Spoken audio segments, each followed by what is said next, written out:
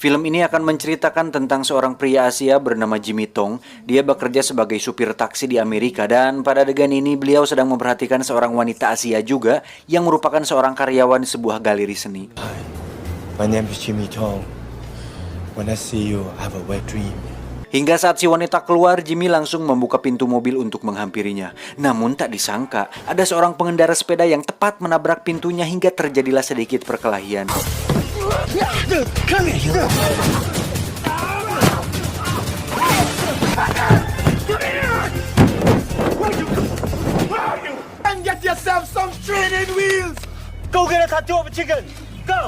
Saat selesai dengan itu, tiba-tiba sudah ada seorang wanita rapih di dalam taksinya.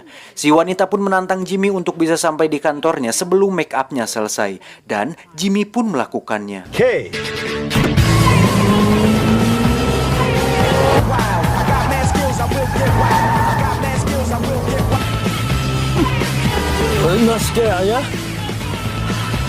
Saat sampai, si wanita pun melihat bahwa Jimmy memiliki reputasi untuk ngebut-ngebutan di jalan dan akhirnya dia menawarkan Jimmy untuk menjadi supir seorang pria kaya bernama Clark Devlin dengan bayaran yang sangat tinggi dan Jimmy pun menerimanya.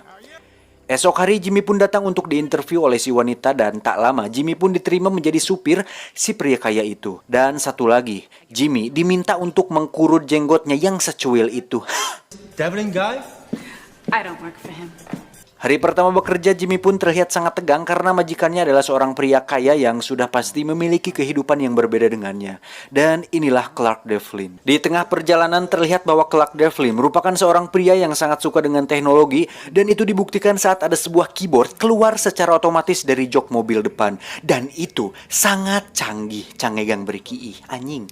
Dan ketika Clark Devlin mengatakan bahwa dia tidak terlalu menyukai aturan dan meminta Jimmy untuk menaikkan volume musiknya, di situ Jimmy sadar bahwa majikannya ternyata cukup santuy juga. Crank the music up. Yes, sir. Di sisi lain kita akan diperlihatkan seorang agen mata-mata yang menyamar sebagai karyawan di sebuah pabrik minuman botol plastik. Dan saat dirinya sedang melaporkan misi, tiba-tiba dia disergap oleh seorang pria yang memasukkan kantong plastik berisi air hingga agen tersebut tewas di sana. Agent Wallace. Agent Wallace.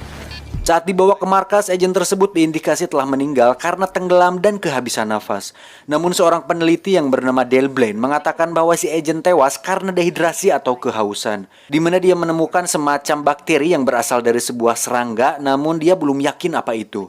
I'm going to need that Gyrus marginalis as soon as possible. Yes, my contacts include... Sementara itu, Devlin dan Jimmy tengah berada di sebuah toko binatang hias, di mana Jimmy melihat cara bicara Devlin yang sangat teratur, rapi, dan elegan. Hingga hal tersebut membuat si teteh-teteh penjaga toko hias itu sangat amat terpesona. Saat keluar, Jimmy pun bertanya bagaimana Devlin melakukannya. Devlin pun mengatakan bahwa percaya diri adalah yang utama, dan semua orang pun bisa melakukannya sebenarnya. Lalu Devlin pun mengatakan sebuah rahasia bahwa di balik rasa percaya dirinya, 90% berasal dari jasnya, dan sisanya dari hati setiap orang. Singkat cerita, malam pun tiba. Ketika Devlin tengah menghadiri sebuah pesta, Jimmy pun melihat sesuatu yang sangat luar biasa, di mana Devlin melakukan gerakan dansa yang cukup mustahil dan sangat bertentangan dengan hukum fisika. Hingga saat ada seorang pelayan terpeleset, Devlin bisa menangkap tray minumannya dengan sangat refleks dan lagi-lagi nampak melawan hukum gravitasi. Tiba di rumah, Jimmy pun disuruh untuk merapikan baju Devlin di ruang pakaian miliknya. Hingga Jimmy melihat sebuah tuxedo yang disimpan khusus dan terpisah dengan yang lain. Saat Jimmy akan membukanya, tiba-tiba muncullah Devlin dan mengatakan untuk jangan pernah menyentuh tuxedo yang satu itu karena tuxedo yang satu itu adalah tuxedo yang sangat spesial. Singkat cerita, ketika Devlin pergi keluar bersama Jimmy, tak sengaja Jimmy menabrak seorang pria dengan skateboard. Beruntung tidak terjadi apa-apa. Namun masalahnya, pria berskateboard itu ternyata adalah seorang penjahat yang sengaja meletakkan sebuah pelacak di mobilnya. Dan ketika skateboardnya dilepaskan, secara otomatis peledak yang berada di papan tersebut akan terus mengikuti mobil Jimmy. Ketika Devlin menyadari hal itu, dia pun meminta Jimmy untuk menancap gasnya. Sampai di sebuah gang, mereka pun langsung turun dan mobil pun meledak.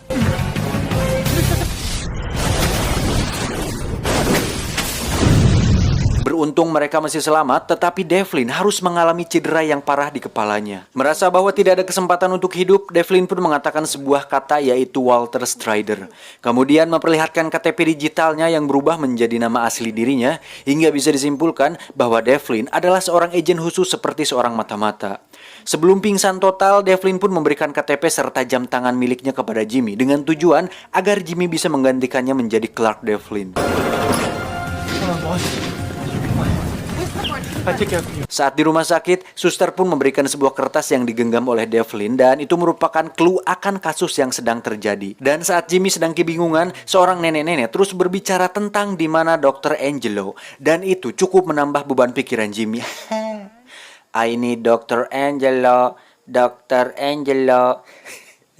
Ini scene paling lucu sih kalau buat saya. Inget tuh. Ini kan film tahun 2005, paling inget tuh adegan yang ini anjir. Do need Dr. Angelo. Dr. Angelo. Lanjut, scene pun berpindah ke sebuah kapal besar di mana itulah markas dari sebuah perusahaan air galon yang ingin menguasai dunia. Anjir, pengusaha air galon ingin menguasai dunia, ingin usaha air galon, ingin menguasai anak-anak kosan yang kehabisan air. Ini adalah Benning, sang pemilik dari perusahaan tersebut. Faktanya, pria yang terbunuh di pabrik tadi adalah perintah dari Benning untuk memberi peringatan sekaligus contoh bahwa air tersebut berhasil. Di mana air tersebut memiliki sebuah bakteri di dalamnya yang membuat siapapun yang meminum air itu, maka dia justru akan kehausan. Alhasil ketika Benning memproduksikan air ciptaannya ke seluruh dunia, maka semua umat manusia akan terus kehausan sehingga usaha air galonnya akan sukses di pasaran. Kenapa air galon anjing? Tapi enggak lah, ini enggak serius ya. Nanti ada tujuan asli si Benning ini nanti akan dijelaskan di perempatan film lah ya. Tapi ngomong-ngomong, airnya ada manis-manisnya gitu enggak ya? Sampai segitunya Mamang Benning ingin buka usaha air galon anjing. Tapi nggak apa-apa lah. Lanjut, hingga saat ada seorang mitranya tidak setuju dengan ide tersebut, Benning pun membunuhnya dengan cara menawarinya minum air tersebut hingga terlihat bahwa efek tersebut terlalu cepat karena si pria itu langsung terlihat kering hingga menyebabkan seluruh tubuhnya menjadi sangat rapuh dan lenyap menjadi abu. Sementara itu, Jimmy yang masih bingung dengan situasi ini terus memeriksa mengenai apa yang dikatakan Devlin tentang Walter Strider. Tidak mendapatkan hasil, Jimmy pun melihat jam tangan yang diberikan Devlin hingga jam tangannya aktif. Kemudian menghampiri Tuxedo-nya dan memutuskan untuk memakainya. Namun yang Jimmy tidak tahu adalah bahwa Tuxedo tersebut adalah Tuxedo khusus yang memiliki teknologi sangat tinggi. Di mana saat Jimmy memakainya, Tuxedo-nya secara otomatis merapikan diri sendiri dan kita akan dibawa ke bagian dalam Tuxedo di mana terdapat ribuan jarum yang memiliki sensor untuk menstimulasi semua syaraf di tubuh Jimmy sehingga otaknya terkonekting dengan teknologi di Tuxedo tersebut. Tuxedo recognizing new user. Ketika Jimmy diinstruksikan untuk menggunakan jam tangannya, Jimmy justru salah memencet tombol demonstration menjadi demolition, yang berarti menghancurkan. Sehingga secara otomatis Jimmy menghancurkan semua yang ada di dalam ruangan tersebut. Object A dark.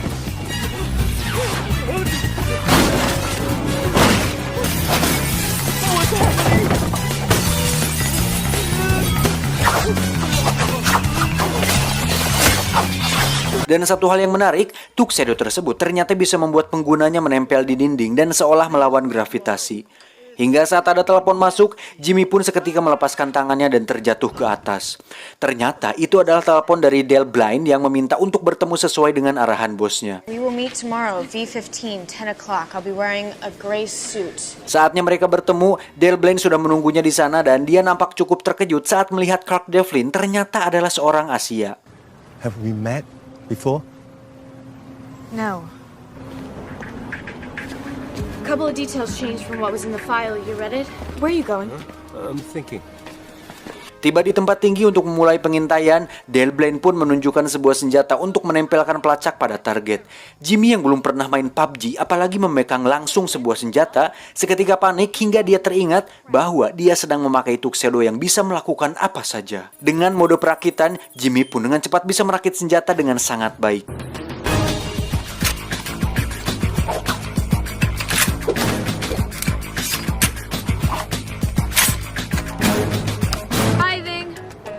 Ready?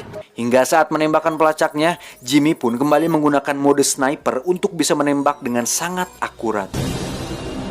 Di sisi lain kita akan diperlihatkan Devlin sedang mempresentasikan air tersebut kepada para petinggi agar mendapatkan biaya untuk memproduksikan airnya secara massal. You've heard what I have to say. Get it when I get back.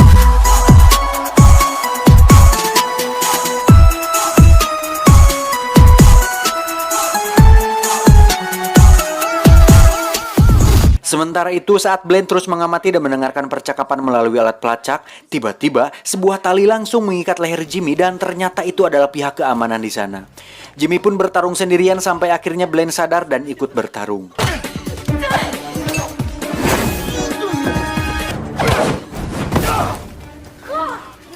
What's my name?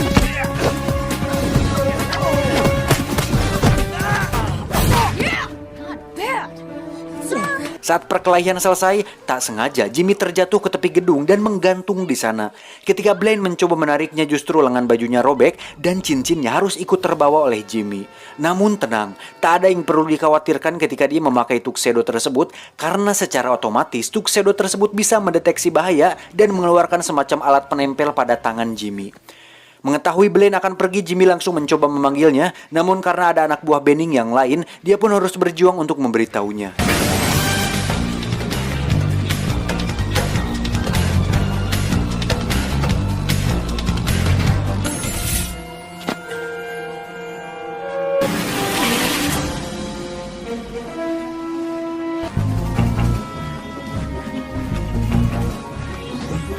Hingga saat beberapa batang besi jatuh, Jimmy pun dengan cepat menahannya, namun dia tetap terkena besi tersebut sampai jatuh tepat di atas tepung terigu.